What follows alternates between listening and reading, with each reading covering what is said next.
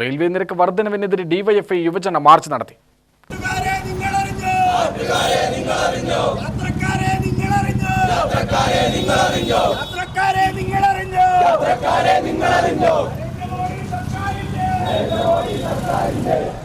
Palakkad junction railway സ്റ്റേഷനിലേക്ക് നടത്തിയ March ജില്ലാ സെക്രട്ടറി KC റിയാസുദ്ദീൻ ഉദ്ഘാടനം ചെയ്തു.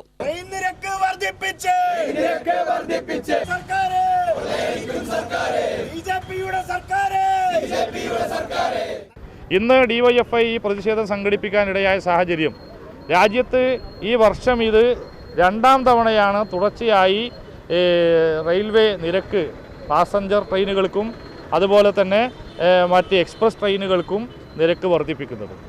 ജൂൺ മാസത്തിൽ നിരക്ക് വർധന നാം നേരിട്ടതാണ്. നേരത്തെ കേന്ദ്ര ബജറ്റിൻ്റെ ഭാഗമായി റെയിൽവേ ബജറ്റ് ഉണ്ടായിരുന്ന ഘട്ടത്തിൽ വർഷത്തിൽ ഒരു തവണ നാമമാത്രമായ വർധനവാണ് റെയിൽവേ ബജറ്റിൻ്റെ പേരിൽ ട്രെയിൻ ടിക്കറ്റുകൾക്ക് രാജ്യത്താകെ ഏർപ്പെടുത്തിയിരുന്നെങ്കിൽ BJP നേതൃത്വം കൊടുത്ത് റെയിൽവേ ബജറ്റ് തന്നെ ഇല്ലാതാക്കി, റെയിൽവേ സോണുകൾ ഇല്ലാതാക്കി, റെയിൽവേ ഡിവിഷനുകൾ ഇല്ലാതാക്കി, ആ രീതിയിൽ ഏകപക്ഷീയമായ തീരുമാനങ്ങളുമായി മുന്നോട്ട് പോകുന്നതിൻ്റെ ഭാഗമായി ഈ വർഷം ഇത് രണ്ടാം തവണയാണ് ഇപ്പോൾ നിരക്ക് വർദ്ധിപ്പിച്ചിരിക്കുന്നത്. റെയിൽവേ ടിക്കറ്റുമായി ബന്ധപ്പെട്ട് പ്രീമിയം തത്കാൽ എന്ന രീതിയിലൊക്കെ തുടരുന്ന കൊള്ളകൾ നമുക്കറിയാം.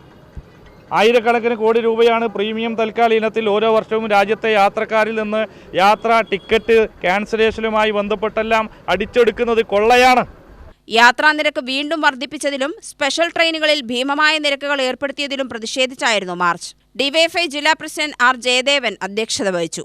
ജില്ലാ ട്രഷറർ രതീഷ്, ജില്ലാ കമ്മിറ്റി അംഗം മുഹമ്മദ് നാസിം, സംസ്ഥാന കമ്മിറ്റി അംഗങ്ങളായ S ഷക്കീർ, ഷിബി കൃഷ്ണ, PV രതീഷ് തുടങ്ങിയവർ സംസാരിച്ചു.